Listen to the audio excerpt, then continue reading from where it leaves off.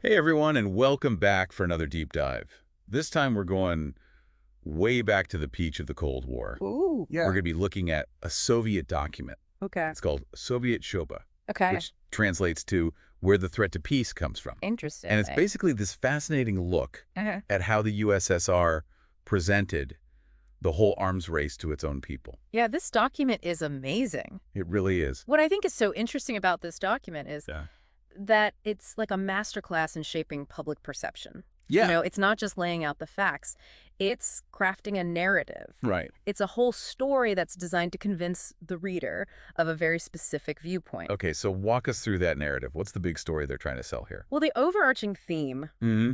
is this classic David and Goliath scenario. Okay. The Soviet Union's the defender of peace, and they're forced to respond Uh-huh. to this constant aggression and warmongering of the United States. I see. It's a story that's designed to evoke sympathy and justify the Soviet Union's own military buildup. So basically they're saying, Yeah. we're the good guys, just trying to protect ourselves from the big bad Americans. Exactly. But how do they actually make that case? What kind of evidence do they use? Well, they start by cherry-picking historical events and data to support their claims. Okay. For instance, they claim that the U.S. deliberately inflated the bomber gap in the 1950s Right. and then the missile gap in the 1960s, making it seem like the Soviets had this significant military advantage. Right. Those were the periods when the U.S. was freaking out about falling behind in the arms race. Yeah. But this document is suggesting that those were basically fake news, manufactured to justify American military spending. Exactly. Wow. They argued that the U.S. was constantly crying wolf, using these perceived gaps to drum up public support Yeah. for increased military spending and deployments. It's a clever way to flip the script. Portraying the U.S. as the real driver of the arms race, always seeking an edge. So they're basically turning the tables on the U.S., accusing them of the very thing that the U.S. was accusing them of doing. But wouldn't people see through that? I mean, weren't there real concerns about Soviet military capability? There were, of course, legitimate concerns on both sides. Right. But this document is all about controlling the narrative, presenting this carefully curated version of events Right. Yeah. that paints the Soviet Union in the most favorable light. It's not about objectivity. It's about persuasion. And they're doing it in a way Mm-hmm. that's designed to resonate with their audience. I mean, this is written for Soviet citizens, Right. people who are already predisposed to distrust the West. Exactly. Yeah. They're playing into these existing anxieties Yeah. and prejudices, Right. reinforcing this worldview. For the U.S. is the enemy, constantly threatening the Soviet way of life. So while they're busy portraying the U.S. as the bad guy, how they spin their own actions. They couldn't just ignore the fact that the USSR was also building up its military right. Of course not. But the document is very careful to frame Soviet actions as purely defensive. Okay. This reluctant response to American aggression.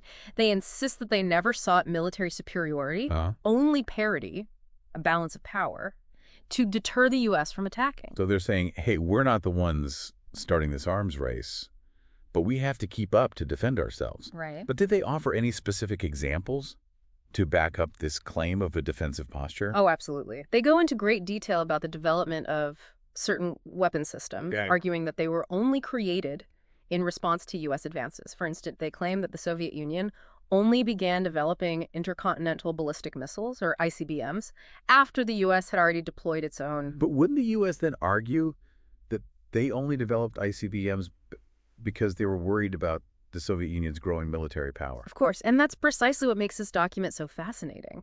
It's this glimpse into how the Soviet Union sought to justify its actions to its own people, how it constructed a narrative that deflected blame and painted the U.S. as the aggressor. It's like they're saying, see, we're not the bad guys here. We're just reacting to what the U.S. is doing. They're the ones forcing us to build these scary weapons. Right. And they go even further, highlighting the U.S. development of weapons like neutron bomb and binary chemical weapons as evidence of America's fundamentally aggressive nature. Wow. These weapons, they argue, are proof that the U.S. wasn't just interested in matching Soviet capabilities, but in gaining a decisive advantage, a first-rate capability. That's a pretty chilling thought. They're essentially saying the U.S. was planning for a nuclear war they could win, while the Soviets were just trying to defend themselves. Right. It's a powerful narrative designed to create fear and anxiety among Soviet citizens. Yeah. But did it actually work? Did people really believe this stuff? It's hard to say for sure. I mean, remember, this was a closed society with limited access to information. But what we can say is that this document reflects the official Soviet line on the arms race, the story they wanted their people to believe. And it's a story that's carefully crafted to justify their actions and demonize the United States. So it's propaganda. Right. But it's also a valuable historical artifact. Yeah. It shows us how the Soviet leadership viewed the world, how they perceived the threat from the U.S., and how they tried to manipulate public opinion. And by understanding this Soviet perspective, even with its biases, we gain a deeper understanding of the Cold War's dynamics, the fears and anxieties that drove both sides to the brink of nuclear annihilation. So we've seen how this document tries to paint the U.S. as the aggressor, right? Yeah. Constantly pushing the boundaries of the arms race.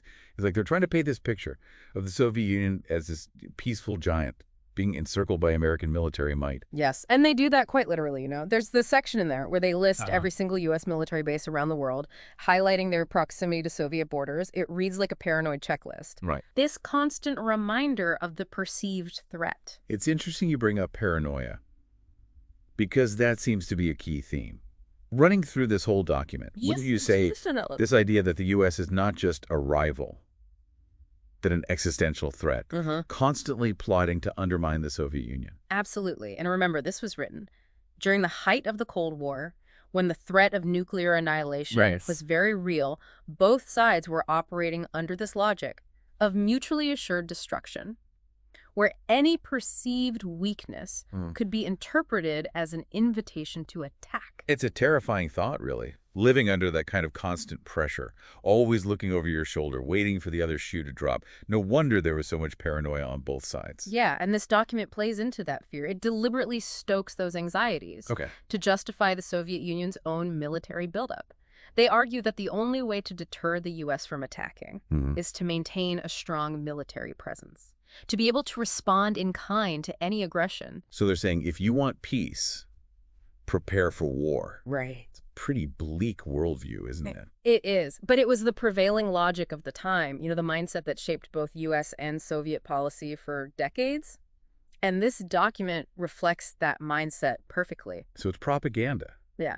But it's also a reflection of these very real fears and anxieties that were driving the Cold War arms race. Exactly. And it's not just about conventional forces. They also go to great lengths to demonize U.S. nuclear strategy, accusing the U.S. of actively planning for a nuclear war they could win. Yeah, I can see how that would play well. With a domestic audience, they're basically saying, look, those Americans are crazy. They're actually thinking about using these terrifying weapons. Exactly. They highlight specific U.S. strategic documents, like the strategic concept of direct confrontation, arguing that it proves the U.S. is not interested in deterrence, but in actually using nuclear weapons to achieve its objectives. So they really go all in on painting this picture of a reckless and dangerous U.S. leadership, willing to risk global annihilation to advance their own interests. And they contrast that with the supposed prudence and restraint of the Soviet Union, which they claim is only interested in peace and stability. Okay. They argue that the Soviet Union's nuclear arsenal is purely defensive, a deterrent to prevent a U.S. attack. It's interesting how they try to have it both ways. On the one hand, they're boasting about Soviet military might, you know, the ability to respond to any aggression. But on the other hand, they're presenting themselves as the peacemakers, the responsible actors, trying to prevent a nuclear catastrophe. It's a classic propaganda tactic, isn't it? Trying to project strength and restraint simultaneously. Right. They want to reassure the Soviet people that they're safe, protected by their government's military might. But they also want to avoid appearing too aggressive, too threatening on the world stage. It's a delicate balancing act, to say the least. And it seems like they're extending this narrative beyond just military matters. They also kind of delve into this realm of ideology, accusing the U.S. of waging an information war against the Soviet Union. They claim that the U.S. is spreading lies and distortions about the Soviet Union, trying to poison the minds of people around the world against communism. Wow. They portray it as this battle for hearts and minds, this struggle for global ideological dominance. So it's not just about bombs and missiles, it's about ideas. Right. It's about winning the propaganda war. Exactly. They call on Soviet citizens to be vigilant, Okay. to expose these alleged American lies, and to promote the truth about the Soviet Union's peaceful intentions. They frame it as a patriotic duty, a way for ordinary people to contribute to the fight against the enemy. It's a powerful message. Yeah. Designed to rally the population around the flag, create this sense of shared purpose and resolve Yeah. in the face of these external threats. And it plays into these existing anxieties about Western cultural influence, this fear that the U.S. is trying to undermine Soviet values and traditions. It reinforces this worldview, where the Soviet Union is a beacon of light, a defender of true socialism against the corrupting forces of capitalism. So it's a pretty black and white picture they're painting here, isn't it? Yeah, it is. The U.S. is the embodiment of evil, while the Soviet Union represents everything that is good and just.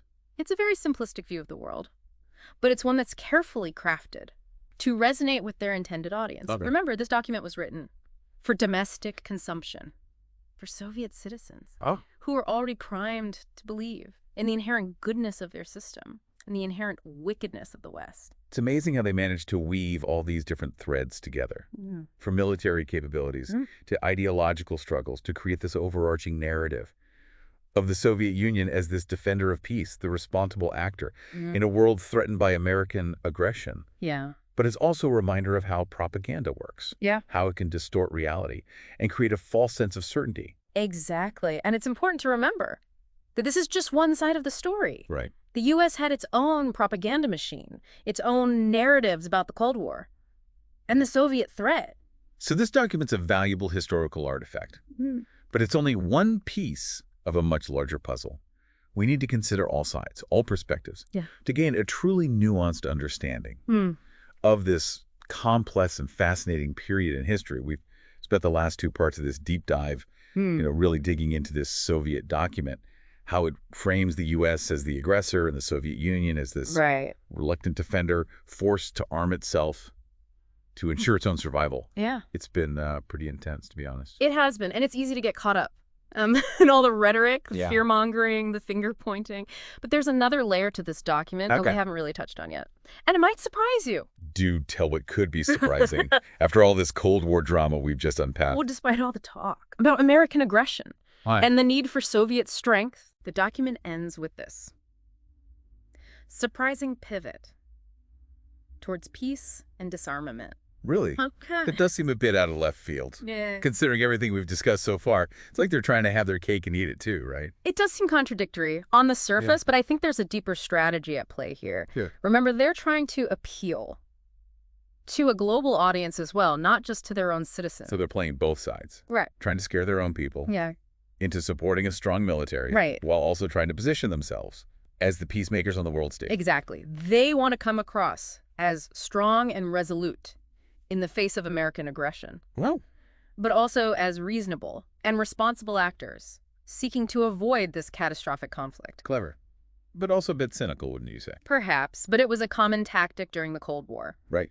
Both sides engaged in this kind of doublespeak, trying to project strength and restraint simultaneously. So let's get into the specifics. What kind of peace proposals did they actually put forward? Were they just vague platitudes? Or did they actually offer concrete solutions? They actually outlined a whole range of initiatives, some quite detailed and ambitious. For instance, that they proposed a ban on space weapons, which was a major concern for them at the time, especially with the U.S. Star Wars program gaining traction. That makes sense. They didn't want to see the arms race extend into outer space. Exactly. And remember, this was the early 1980s. When the Star Wars program was really starting to spook the Soviets, they saw it as a potential game changer. This destabilizing force. That could upset this delicate balance of power. So by proposing a ban on space weapons, they were trying to head off this new arms race before it even began. What other ideas did they float? Well, they also pushed for a comprehensive halt to nuclear testing, a long-standing goal of the international peace movement. And they advocated for significant reductions in conventional forces in Europe, where the two blocs were facing each other, across this heavily militarized border. So some pretty big-ticket items, alongside the space weapons ban. But were these proposals ever taken seriously by the West? Or were they just dismissed as Soviet propaganda?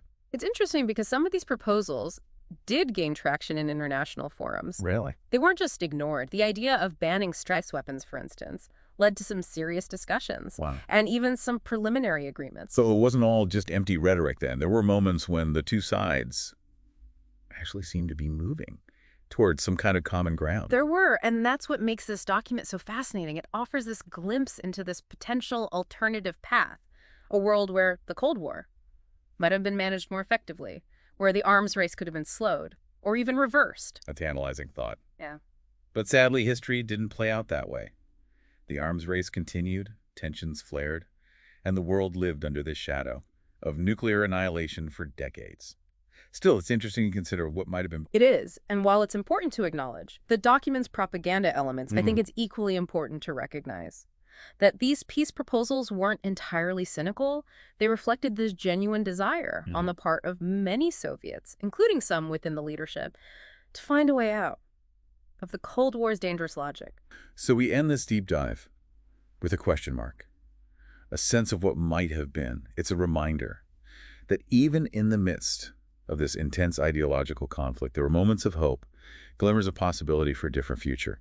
But it's also a cautionary tale, a warning about the dangers of propaganda, the ease with which we can be manipulated by fear and distrust. Well said. Ultimately, this document is a reminder that history is never simple, that there are always multiple perspectives, multiple truths. And by understanding those complexities, by challenging our own assumptions and biases, we can gain a deeper appreciation for the challenges and opportunities of our own time. That's a perfect note to end on. Thanks for joining us on this deep dive into the heart of the Cold War,